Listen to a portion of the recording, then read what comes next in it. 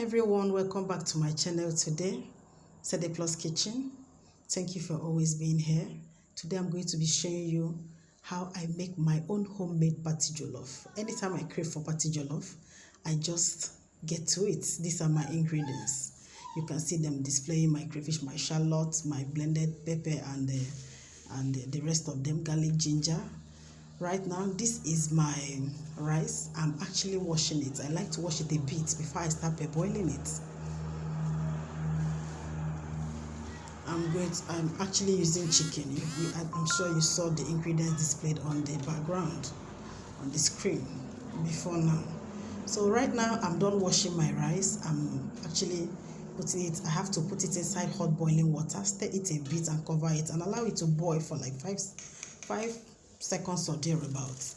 Then I wash it properly. I actually like to wash my rice until the water is neat, like clean. I'll be sure that the rice and all the starch has been properly wiped off. You might be hearing my son's voice at the background. He just kept disturbing. Right now, I'm still washing my rice. Here, I'm actually boiling my meat with some blended ginger, garlic, onion, and my seasoning cube, curry, and thyme. Here, I want to start frying my tomato that I'll be using for the rice. I always start with my paste because I like to fry it to remove that sour taste before I fuse in my blended tomato. I used to blend them together as long as it's jollof, even if it's stew. I blend my tomato, my pepper, my garlic, my ginger, and the rest of them. Here, I want to make sure that the paste is no longer have that sour taste before I fuse in my blended fresh tomatoes. Yeah, there is turmeric, there is garlic, there is ginger, and there is fresh pepper, fresh tomatoes. Those are the things, my shombe, those are the things I blended together, and I have added it inside my tomato paste.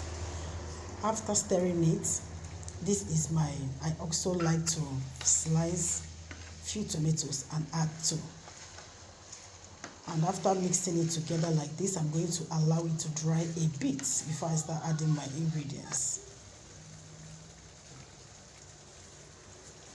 You can see it's boiling. You have to allow it fry a bit. Right now, you can see the difference in the look. It has dried a bit. I've used in my seasoning cube. This is curry. I'm actually adding the curry, and this is thyme. I just like to add little thyme. That's how I get my own party jollof taste. I'm not just making jollof rice. I want it to have that taste. I'm actually craving for the taste. That type of rice you used to eat in weddings, burials, and all that type of jollof rice. That is what I want to achieve here. Now I'm fusing in my crayfish, my blended crayfish, because I've blended it already. You have to stir it and make sure that everything mixes well. Stir it properly. Right now, I'm going to be adding my nutmeg. I like adding nutmeg in my jollof. It gives it a good taste. Here, I'm adding my shallots. You stir everything together. By now, if you test this sauce right now, if you test it, it's already giving that party jollof taste. You have to fry it a bit. When it dries a bit, you won't allow it dry much like stew, like you're making stew, because this is jollof. After a while, you're sure it has dried a bit. Then you start fusing it inside your water. Just little water that you're going to, because jollof rice don't actually need much water, especially some kind of rice. After mixing it, if the salt is not enough, you add more salt. You can see I'm adding more salt here. And after that, I'm going to be adding this is my meat stock right now, my chicken stock. That's what I just added right here. You stir it, allow it boil. You can see it's boiling right now. Actually, allow it to boil before you fuse in your rice. After stirring it, I'll make sure that there is salt to taste. Then I'll add my rice inside.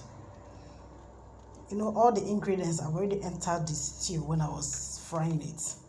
Right now, once you fuse the stew inside this rice, After stirring it, you need to test whether salt is enough, because almost all the ingredients have entered inside the stew. If care is not taken, you go and start adding more ingredients inside this rice like this, it's going to be tasting too much salt and all that. So make sure your ingredients, once everything has entered the stew, is enough. So after putting a little in my water and putting the rice and stirring them together, right now I like to add more stew on top of the rice. I won't let it go down, so that, you know, jollof rice most times used to burn, so that in case the whole stew will not go and burn down the pot, some will be on top to give the whole rice a very beautiful taste. But some will just go and add everything inside their water. No, I don't do that. I keep some to fuse on top. Right now I'm adding my onion because the rice has boiled a bit.